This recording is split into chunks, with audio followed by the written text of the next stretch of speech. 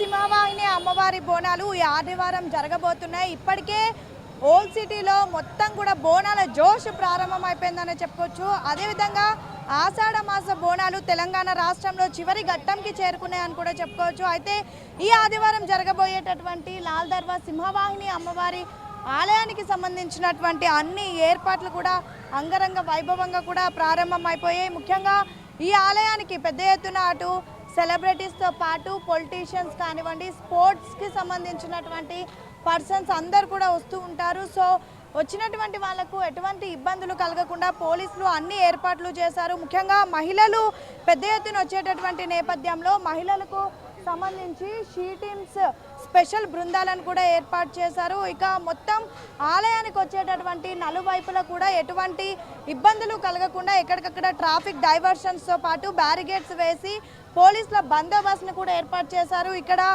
ఆదివారం పూట బోనాల కార్యక్రమం ఉంటుంది. మండే రోజు ఇక్కడ అమ్మవారికి సంబంధించినటువంటి రంగం కార్యక్రమం ఉంటుంది. కొంతమంది ఉన్నారు, మాట్లాడదాం. ఏంటి ఈరోజు బోనాలు ఎందుకు ఇప్పుడే సమర్పించేశారు? సండే కదా బోనాలు? కాదు, మేము ఓడిబియ్యం ఇస్తున్నాం. ఓన్లీ ఓడిబియ్యమా? ఓకే. నీకు తెలుసా బోనాలు ఏంటి, ఇదంతా తెలుసా? తెలుసు. ఏమేం చేసావు ఈరోజు? ఈరోజా ఓడిబియ్యం. బోనాలు అంటే అమ్మవారికి బెల్లం అన్నము, పువ్వులు, పసుపు, కుంకుమ, గాజులు, ఓడి బియ్యము అన్నీ అమ్మవారికి సమర్పించాలి. ఈరోజు బోనాలు సమర్పించారా? ఓడిబియ్యం సమర్పించాలి. ఆదివారం వస్తారా బోనాలు? వస్తాం. బోనం ఎలా చేసుకుంటారు అమ్మ బోనాలు అంతా? బోనాలు అంటే పరమాన్నము మటరు అన్నం వండి పెడతాము, పప్పు బెల్లాలు. చుట్టాలంతా వస్తారా? వస్తారు. మా ఆడపిల్లలందరూ అంతా ఒకటే ఫ్యామిలీయా? సో ఇక్కడ కూడా చూడొచ్చు, మొత్తం బోనాల జోష్ అంతా మీలోనే కనిపిస్తుంది. ఈ రోజు ఎందుకు వచ్చారు? కనిపిస్తుందా? Thank you madam. సండే కానీ ఇవాళనే కనిపిస్తుంది. Thank you madam. అంటే ఈ రోజు ఓడిబియ్యం పోయడం? ఓడిబియ్యం పోనీకి వచ్చినాం. ఓడిబియ్యం పోనీకి వచ్చినాం. సండే రోజు బోనాలు? సండే రోజు పాత బస్సు బోనాలు తీసుకొస్తాం. సో మొత్తం చూడొచ్చు, వీళ్ళంతా కూడా ఈ పక్కనే ఉన్నటువంటి వాసులు వీళ్ళంతా ఇక్కడికి వచ్చి ఆ బోనాలు కూడా సమర్పిస్తూ ఉన్నారు. ముఖ్యంగా ఆదివారం బోనాలు అయినప్పటికీ కూడా ఈరోజు చాలామంది వడిబియ్యం కూడా పోస్తున్నారు. ఇక ఈ ఏడాది అమ్మవారికి చీరనేసినటువంటి పద్మశాలీలు కూడా మనతో పాటు ఉన్నారు, మాట్లాడదాం. ఆల్రెడీ అటు చూస్తే సికింద్రాబాద్, ఉజ్జాయినికి కూడా మీరే చీరనేసారు, బల్కంపేటలో మీరే నేసారు. ఇక్కడ ఈసారి ఏ చీరనేసారు? ముందుగా మీ మీడియా మిత్రులకు, అలాగే ఈ అక్కమ్మన్న మాదన్న వారి ఆశీస్సులు అందరికీ ఉండాలని, అందులో మాకు కూడా భాగస్వామ్యం కావాలని అభినందిస్తూ, అక్కడ బల్కంపేట ఎల్లమ్మలో ఎలాంటి చీరలు తయారు చేసి ఇచ్చామో అదే మాంకాళి దేవాలయంలో అలాగే తయారు చేశాము.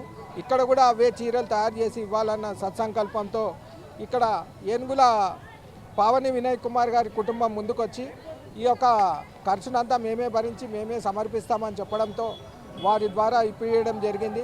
వారికి అవకాశం ఇచ్చినాము.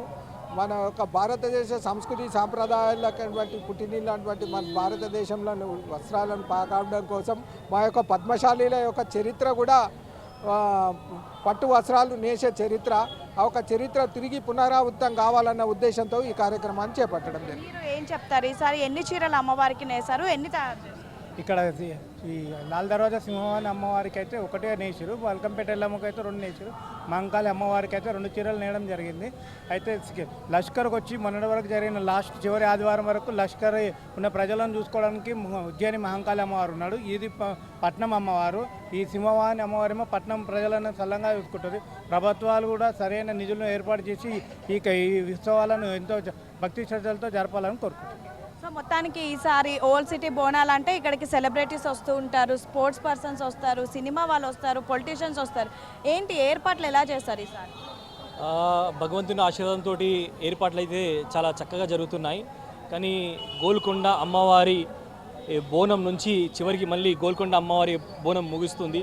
దాంట్లో మన ఉజ్జయిని మహంకాళి, మన లాల్ దర్వాజా మహంకాళి, తర్వాత కార్వాన్ బోనాలు, ఇట్లా ఇది తెలంగాణ సంస్కృతిలో ఒక భాగమైపోయింది. దేశవ్యాప్తంగా ఎక్కడ లేని చరిత్ర కేవలం తెలంగాణలో ఈ సంస్కృతి సాంప్రదాయం ఉంది. అప్పుడైతే మనుషులు రోగాల బారిన పడితే అమ్మవారిని ప్రార్థించినప్పుడు ఆ అమ్మవారు తన పిల్లల్ని కాపాడుకోలేని ఉద్దేశంతో ఆ తల్లి ఆశీర్వదించినప్పటి నుంచి కూడా అందరూ బోనం చేయడం అనేది ఒక ఆచారంగా అప్పటి ముస్లిం రాజు అయినటువంటి నిజాం కూడా ఈ దేవుణ్ణి మొక్కేవారు.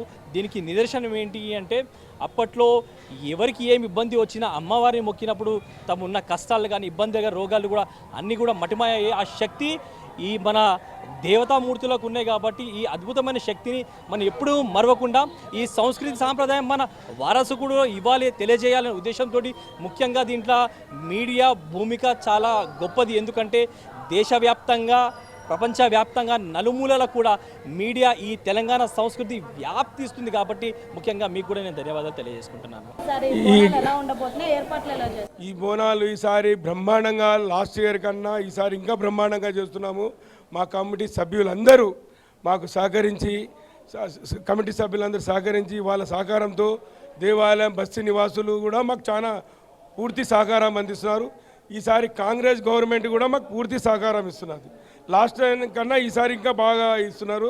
వాళ్ళు మాకు గవర్నమెంట్ నుండి లాస్ట్ ఇయర్ 15 కోట్లు కేసీఆర్ గవర్నమెంట్ ఇస్తే ఈసారి కాంగ్రెస్ గవర్నమెంట్ 20 కోట్ల రూపాయలు మంజూరు చేసినారు. మా గుడికి లాస్ట్ 5 లక్షలు వస్తే ఈసారి 5,50,000 రూపాయలు మా దేవాలయానికి కాంగ్రెస్ గవర్నమెంట్ సహాయం అందించింది. ఇక్కడ మా బోనాలు ఏంటంటే మహిళా మూర్తులు చాలా పెద్ద ఎత్తున వారం రోజుల నుంచి కుంకుమార్చనలో వడి బియ్యాల లోపల వాళ్ళ ఆరోగ్యాల గురించి మళ్ళీ యాపాకుతోని పసుపుతోని కుంకుమతోని చాలా దీపారాధనలు చేసుకుంటా తెలంగాణ రాష్ట్రంలో ప్రతిష్టాత్మకంగా జరుపుకునే ఈ బోనాల ఉత్సవాలకు ఒక ప్రత్యేకత ఉంది. మా గోల్కొండల జూలై 7న స్టార్ట్ అయింది బోనాలు. దాని తర్వాత లాస్ట్ వీక్లో సికింద్రాబాదు, ఈ సండే మా ఓల్డ్ సిటీ బోనాలు 28 తారీఖున జరగబోతున్నాయి. కాబట్టి ఆ కనీ విని ఎరగని రీతిలో ఈసారి ఏర్పాట్లు ఉన్నాయి. కాంగ్రెస్ ప్రభుత్వం వచ్చింది, రేవంత్ రెడ్డి గారు ముఖ్యమంత్రి, బట్టి విక్రమార్క గారు ఉప ముఖ్యమంత్రి, అదేవిధంగా మా సోదరిమణి Konda Surekha endowment minister, Ponnam Prabhakar in charge గారు వాళ్ళు అన్ని ఏర్పాట్లు బాగా చేశారు. కన్నీ విని ఎరగని రీతిలో జరుగుతున్నాయి.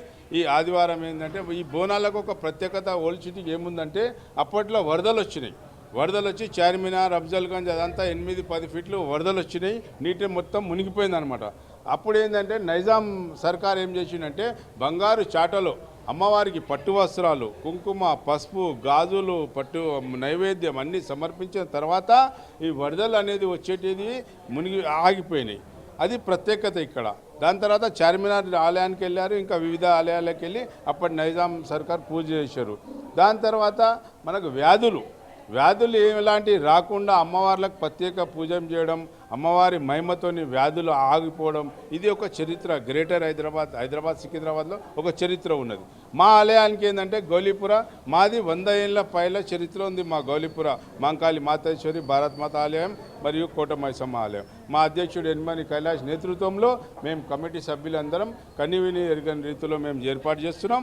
భక్తులకు ఎలాంటి ఇబ్బందులు కాకుండా అన్ని సౌకర్యాలు ఏర్పాటు చేస్తున్నామని తెలియజేస్తున్నాం. ఈసారి అన్ని ఏర్పాట్లు చేశామని అయితే ఆలయానికి సంబంధించినటువంటి కమిటీ మెంబర్స్ చెప్తున్నారు. ఇక అప్పట్లో అంటే పురాతన కాలంలో ఇక్కడ మొత్తం ఈ ప్రాంగణం మొత్తం కూడా అప్పట్లో వరదలతో కొట్టుకుపోయినటువంటి సమయంలో నిజాం నవాబు సింహవాహిని అమ్మవారికి బోనాలు సమర్పిస్తామని మొక్కుకోవడం, వెంటనే వరదలన్నీ కూడా తగ్గిపోవడం, అప్పటి నుంచి అంటే దాదాపు 116 సంవత్సరాల నుంచి అమ్మవారికి ఇక్కడ బోనాన్ని సమర్పిస్తున్నారు. ఒక్కొక్క తరం మారుతూ ఉన్నా సరే బోనాలు మాత్రం మర్చిపోవడం లేదు. తెలంగాణ సంస్కృతి సంప్రదాయాలు ఉట్టిపడేలా అయితే ఇక్కడ ప్రతి ఏడు బోనాలు అంగరంగ వైభవంగా చేస్తున్నారు. ఈ ఆదివారం కూడా అంతే వైభవంగా చేస్తామని అయితే టెంపుల్కి సంబంధించినటువంటి అధికారులు చెప్తున్నారు. వీడియో జర్నలిస్ట్ తిరుపతితో హేమయ్య, ఆంధ్రజ్యోతి, హైదరాబాద్.